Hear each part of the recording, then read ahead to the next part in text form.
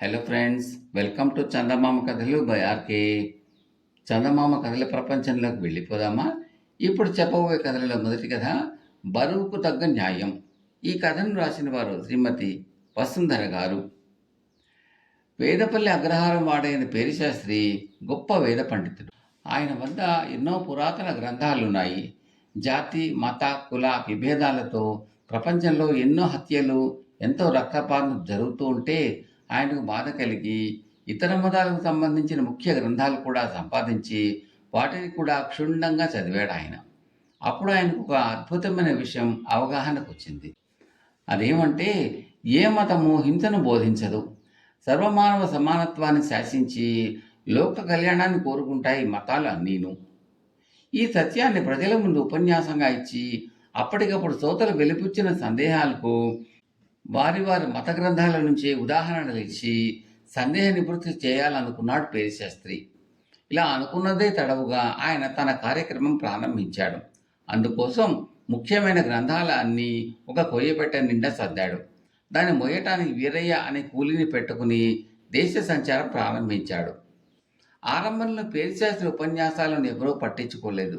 కానీ ఏ మతస్థుడైనా ఒక సందేహం వెలిపుచ్చితే అప్పటికప్పుడు అతడి ముందే అతడి మత గ్రంథాన్ని తీసి అందులో ఉన్న వివరాలు చూపించి సందేహ నివృత్తి కావిస్తున్న పేరిశాస్త్రి కొత్త పద్ధతి ప్రజలపై క్రమంగా ప్రభావాన్ని చూపించసాగింది.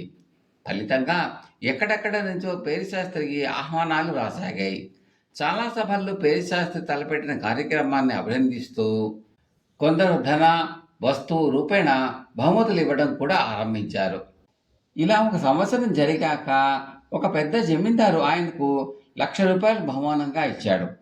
ఆ తర్వాత నెల రోజులకు ఆ ప్రాంతాన్ని ఏలే రాజు ఆయనకు ₹2,00,000 బహుమానంతో పాటు గొప్ప సన్మానం కూడా చేశాడు. పేరిశాస్త్రి ఆర్థికంగా లాభపడడమే కాక దేశ దేశాంతరాలలో ఆయన గురించి గొప్పగా చెప్పుకోసాగారు. అయితే పేరిశాస్త్రి గ్రంథాలను కొయ్యపెట్టను మోసు వచ్చే వీరయ్య క్రమంగా కృషించిపోసాగాడు. ఎందరో వైద్యులను సంప్రదించిన తర్వాత జబ్బేమిటో తెలియకపోగా చివరకు పేరిశాస్త్రి వాణ్ణి ఒక ధర్మ వైద్యశాలలో చేర్పించాడు.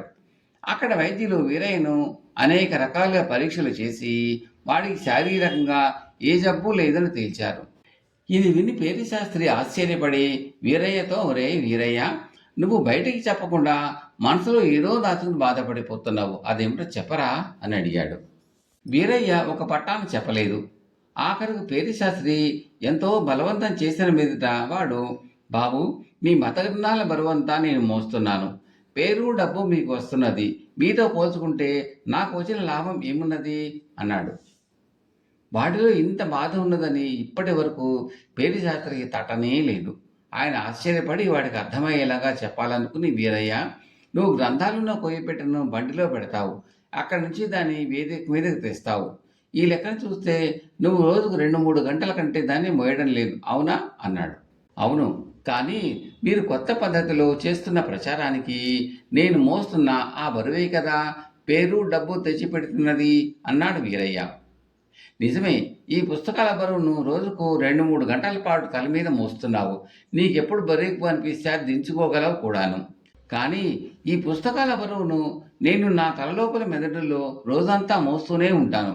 ఆఖరు నిద్రలో కూడా ఆ బరువు నేను మోయక తప్పదు. పైగా అది దించుకోలేని బరువు. దీన్ని బట్టి న్యాయం ఏమిటో నువ్వే చెప్పు" అన్నాడు పేరిశాస్త్రి.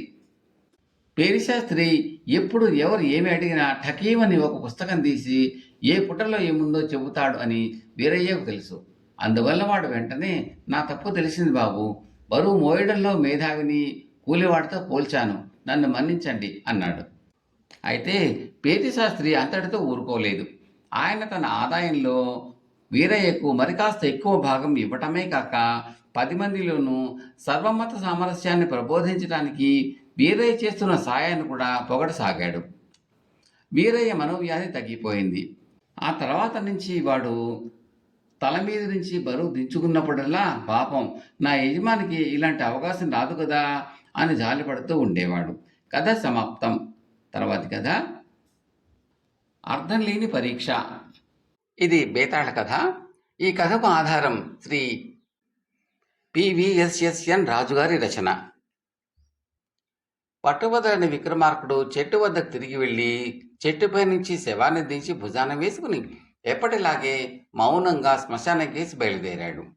అప్పుడు శవంలోని బేతాళుడు, రాజా, నిన్ను ఎవరైనా పరీక్ష చేస్తున్నారేమో తెలియదు, కానీ కొందరు బొత్తిగా అర్థం లేని పరీక్షలు పెట్టి లేనిపోని కష్టాలు కలిగిస్తారు. వాటి వల్ల ఎవరికీ కొంచెం కూడా ప్రయోజనం ఉండదు. అందుకు నిదర్శనంగా నీకు కాంచనవర్మ కూతురు రత్నప్రభ కథ చెప్తాను, శ్రమ తెలియకుండా విను అంటూ ఇలా చెప్పసాగాడు. పూర్వం సింహపురి రాజ్యాన్ని ఏలిన కాంచనవర్మకు రత్నప్రభ అనే కూతురు ఉండేది. ఆమెకు యుక్త వయసు వచ్చి వివాహం చేద్దామనుకుంటున్న సమయంలో కాంచనవర్మ ఆకస్మికంగా చనిపోయాడు. తలవని తలంపుగా రత్నప్రభ రాజ్యానికి వచ్చింది. చిత్రం ఏమిటంటే, ప్రజాపాలనలో ఆమె తండ్రికి ఏమాత్రమూ తీసిపోక చాలా కొద్ది కాలంలోనే అంతులేని పేరు ప్రఖ్యాతులు సంపాదించుకున్నది. ప్రజల కష్టాలను 1000 కళ్ళతో కనిపెట్టి ఉండి వాటిని ఎప్పటికప్పుడు తీర్చడమే మంచి పరిపాలనలో ఉండే రహస్యం అని ఆమె బహిరంగంగా చెబుతూ ఉండేది. సింహపురిని ఆనుకుని ఉన్న విజయపురి రాజు రవివర్మ రత్నప్రభను పెళ్లాడ కోరాడు. అలా చేస్తే 2 రాజ్యాలు తనవి కావటమే కాక మంచి పరిపాలనా దక్షత గల రత్నప్రభ సహాయంతో తాను కూడా గొప్ప ప్రజాపాలకుడుగా ఖ్యాతి సంపాదించవచ్చునని అతని ఆశ. అతను దూతలను పంపటానికి మారుగా తానే స్వయంగా రత్నప్రభ వద్దకు వెళ్ళి తన కోరికను ఆమెకు తెలియజేశాడు. అంతా విని రత్నప్రభ, మీరు నన్ను పెళ్లాడుకోరటం నాకు మహాభాగ్యమే, కానీ నా భర్త కాబోరే వారికి నేను ఒక చిన్న పరీక్ష పెట్టదలిచాను, అది మీకు సమ్మతమవుతుందా అని రవివర్మను అడిగింది. తప్పక సమ్మతమవుతుంది. పరీక్ష ఏమిటో చెబితే అందులో గెలవటానికి శాయశక్తిగా ప్రయత్నిస్తాను అన్నాడు రవివర్మ. మరేమీ లేదు. హిమాలయ పర్వత ప్రాంతాలలో శంఖవృక్షం అనేది ఉంటుంది. మీరు ఎంత శ్రమపడి అయినా సరే దాని పూలు తీసుకుని రావాలి. అదే పరీక్ష అన్నది రత్నప్రభ. ఓస్, ఇంతే కదా అంటూ రవివర్మ అప్పటికప్పుడే ఎంతో ఉత్సాహంగా తన గుర్రం మీద హిమాలయాలకు బయలుదేరాడు. అతను గుర్రం మీద హిమాలయాలను చేరటానికి ఎక్కువ కాలం పట్టలేదు. కానీ శంఖవృక్షం అనేది ఎరిగిన వాళ్ళు ఎన్ని వందల మైళ్ళు తిరిగినా ఒక్కరు కూడా కనిపించలేదు. కనీసం ఆ చెట్టు హిమాలయాలలో ఫలాని ప్రాంతంలో ఉండవచ్చును అని చెప్పిన వారు కూడా లేరు. వేల కొద్ది మైళ్ళు విస్తృతి గల హిమాలయాలలో రవివర్మ అనేక మాసాలు తిరిగి శంఖవృక్షం అనేది లేదేమో అన్న అనుమానానికి గురి రత్నప్రభను పెళ్లాడే ఆలోచనకు ఉద్వాసన చెప్పి ఇంటి ముఖం పట్టాడు. అతను తన దేశాన్ని చేరబోతూ ఉండగానే తాను లేని సమయంలో తన రాజ్యాన్ని పొరుగురాజు ఆక్రమించినట్టు విని అతను రత్నప్రభను కలుసుకుని తాను ఉభయభ్రష్టుడైనట్టు ఆమెకు తెలుపుకున్నాడు. అతని పట్ల ఆమె సానుభూతి చూపుతూ, మీరు లేని సమయంలో కాలనేమి అనే మీ పొరుగురాజు మీ రాజ్యాన్ని అపహరించినట్టు విన్నాను. విచారించకండి, నా సైన్యంతో ఆ కాలనేమిని జయించి మీ రాజ్యాన్ని మీకు తిరిగి అప్పగిస్తాను అన్నది. ఆమె అన్నంత పని చేసింది. రవివర్మను తిరిగి సింహాసనం మీద కూర్చోబెట్టుతూ, ఇకనైనా మీ రాజ్యాన్ని మీరు ప్రజారంజకంగా పాలించుకోండి అని సలహా ఇచ్చింది. బేతాళుడి కథ చెప్పి, రాజా, రత్నప్రభ రవివర్మకు పెట్టిన పరీక్షకు అర్థమేమైనా ఉన్నదా? ఆమె అతని పట్ల సానుభూతి చూపి పోయిన అతని రాజ్యాన్ని తిరిగి గెలిచిపెట్టినప్పుడు అతన్ని వివాహం కూడా చేసుకుని ఉండవచ్చు కదా, ఆ పని ఎందుకు చేయలేదు? ఈ సందేహానికి సమాధానం తెలిసి కూడా చెప్పకపోయావో నీ తల బద్దలవుతుంది అన్నాడు. దానికి విక్రమార్కుడు, రత్నప్రభ రాజనీతిలో ఆరితేరిన మనిషి. రవివర్మ తనను పెళ్లాడుకోరటంలో అతని రాజకాంక్ష గ్రహించింది. అయితే అతనికి పరిపాలనా దక్షత ఉన్నది లేనిది తెలుసుకునేటందుకే ఆమె అతనికి ఆ పరీక్ష నిర్ణయించింది. పరిపాలనా దక్షుడైతే రవివర్మ ఆమె పరీక్ష పోటీ నిరర్ధకమైనది తేలిగ్గా గుర్తించి ఉండేవాడు. అది తెలుసుకోకనే అతను ఎక్కడా లేని చెట్టు కోసం నెలల తరబడి వృధాగా తిరిగి తన రాజ్యాన్ని పోగొట్టుకున్నాడు. అతను రాజ్యం పోగొట్టుకోవటానికి తానే కారకురాలు గనక రత్నప్రభ అతనికి తిరిగి రాజ్యం ఇప్పించింది. అతను తన భర్త కావటానికి అర్హుడు కాడు అన్న ఆమె అభిప్రాయం మారలేదు అన్నాడు. రాజుకి ఈ విధంగా మౌనభంగం కలగగానే బేతాళుడు శవంతో సహా మాయమై తిరిగి చెట్టెక్కాడు. కథ సమాప్తం. తరువాతి కథ కూరగాయల తోట. ఈ కథను రాసిన వారు శ్రీ కొంపల్లి బ్రహ్మానందరావు గారు. లోగడ పాపన్న తన పరోపకార బుద్ధి కొద్దీ గ్రామం వెలుపల ఒక స్థలం కొన్నాడు. అక్కడ కూరలు వేసి పండిస్తే బాగుంటుందని, సంతలో కూరలకు మంచి గిరాకీ ఉన్నదని అన్నారు పాపన్న తల్లి భార్య కూడాను. పాపన్నకు కూడా ఈ ఆలోచన నచ్చింది. డబ్బు చేసుకోవటం మాట ఎట్లా ఉన్నా కూరల ధరలు జాస్తిగా ఉండటం చేత వాటిని పండించి నలుగురికి ఇస్తే ఉపకారంగా ఉంటుందని అతను అనుకున్నాడు. అందుచేత పాపన్న ఆ స్థలం చుట్టూ కంచె వేయించి పాత బావిని లోతు చేయించి పాదులు తవ్వించి అరటి, వంగ, బెండ, గుమ్మడి, బీర, పొట్ల మొదలైనవి పెట్టించాడు. కొద్ది నెలల కల్లా కాపు ఆరంభమైంది. పాపన్న ఆ కూరలలో తన ఇంటి వాడకానికి అవసరమైనవి ఉంచుకుని మిగిలినవి ఇరుగు పొరుగు వాళ్లకు, ఎరిగిన వాళ్లకు, చేయి చాచి అడిగిన వాళ్లకు పంచిపెడుతూ వచ్చాడు. వాటిని అమ్మి డబ్బు చేసుకుంటే క్రమంగా స్థలం ఖరీదు రాబట్టుకునే పనే. కానీ పాపన్నకు చెప్పి కూడా లాభం ఉండదని అతని తల్లి, భార్య మాట్లాడక ఊరుకున్నారు. ఆ ఊళ్ళోనే రంగడు అనే పేదవాడు ఒకటి ఉండేవాడు. వాడు రోజు పాపన్న దగ్గరకు వచ్చి యాచించి కూరలు తీసుకుపోయేవాడు. వాడికి పాపన్న సంగతి తెలుసు.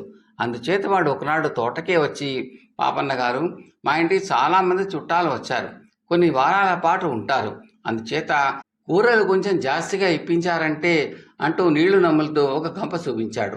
దానికే నీకు కావలసిన కూరలు తీసుకుపో అన్నాడు పాపన్న.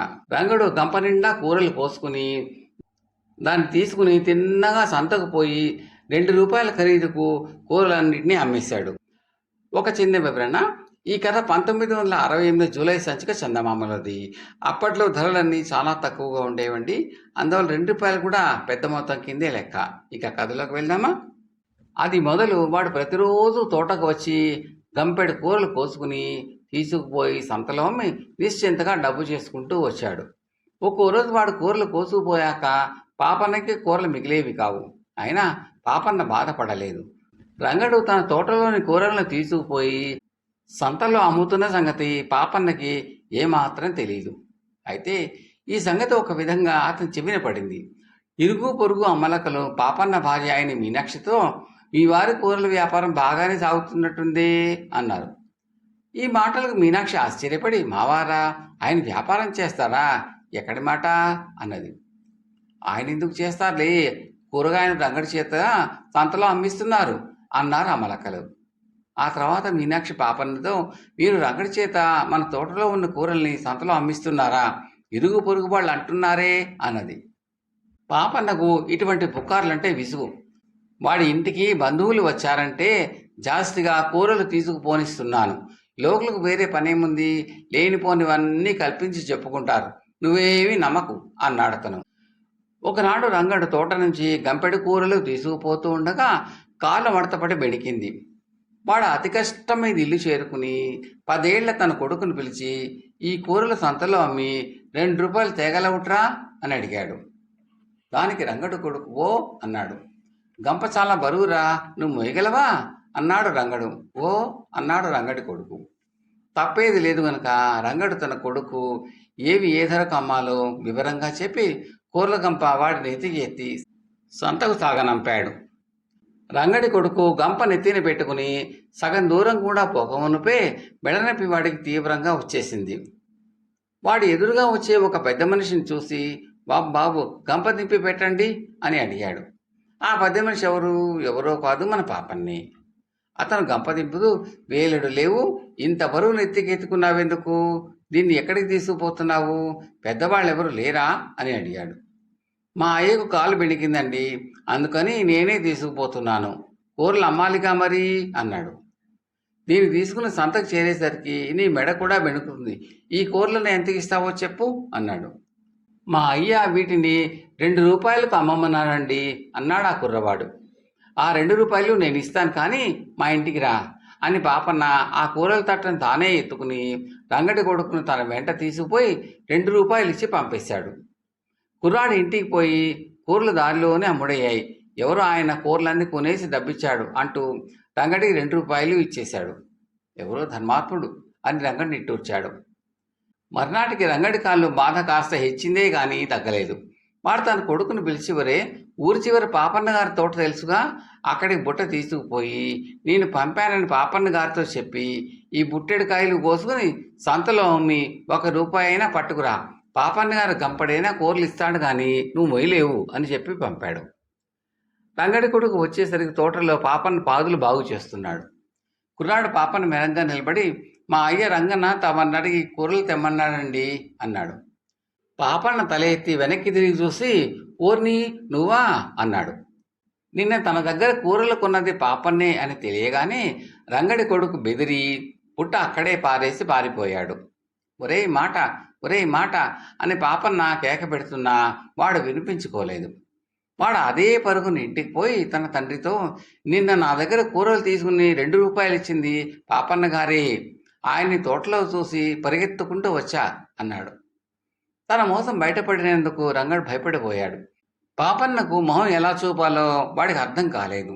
ఇంతలో పాపన్న రానే వచ్చాడు.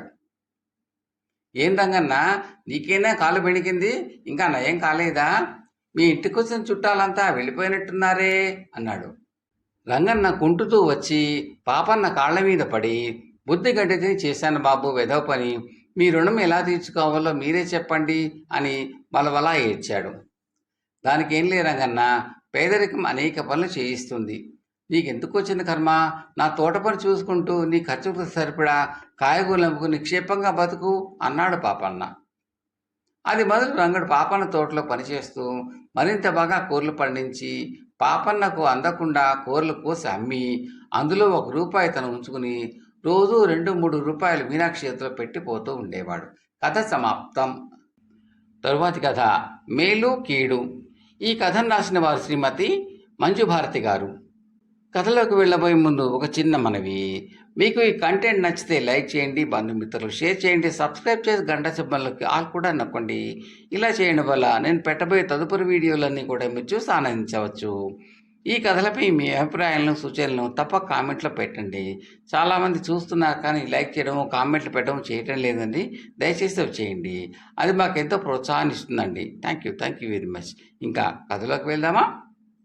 సుధర్ముడు అనే రాజు దగ్గరికి రక్షక భటులు ఒక యువకుడిని తీసుకువచ్చారు. వాడు పరదేశీయుడు. బాటసారులపై పడి దోచుకుని ఒకరిని హత్య చేశాడు అన్నది నేరం మోపి వాడిని రక్షక భటులు బంధించి తెచ్చారు. రాజు విచారణ జరిపి వాడికి మరణదండన విధించాడు. పెడరెక్కలు విరిచి కట్టబడి ఉన్న వాణ్ణి భటులు అవతలికి లాక్కుపోతున్నారు. అప్పుడు వాడు ఏవేవో మాట్లాడసాగాడు. ఆ భాష రాజుకు అర్థం కాలేదు. "ఏమిటి?" అనే మంత్రిని అడిగాడు. "వాడు మీ దగ్గర నుంచి ధర్మనీతిని కోరుకుంటున్నాడు" అన్నాడు మంత్రి. రాజు చిన్నగా నవ్వి, "అలాగా? అయితే వాటికి మరణశిక్ష రద్దు చేసి 7 ఏళ్ల పాటు కారాగారంలో బంధించండి చాలు" అన్నాడు. వెంటనే సభలో నుంచి ఒకడు లేచి నిలబడి, "రాజా, వాడు మిమ్మల్ని కీర్తించడం లేదు, దూషిస్తున్నాడు. వాడు మాట్లాడే భాష నాకు తెలుసు" అన్నాడు. రాజు ఆ మాటలు విని ఒక్క నిమిషం మౌనం వహించి తర్వాత అతనితో, "మంత్రి చెప్పిన అబద్ధం ఒక ప్రాణాన్ని రక్షించింది. ఇప్పుడు నువ్వు చెప్పిన నిజం ఒక ప్రాణాన్ని బలి కావాలంటున్నది. కీడు కలిగించే సత్యం కన్నా మేలు కలిగించే అబద్ధమే శ్రేయస్కరం" అని భటులకేసి తిరిగి వాడిని కారాగారంలో బంధించండి చాలు అన్నాడు. సభికులు హర్షధ్వానాలు చేశారు. కథ సమాప్తం.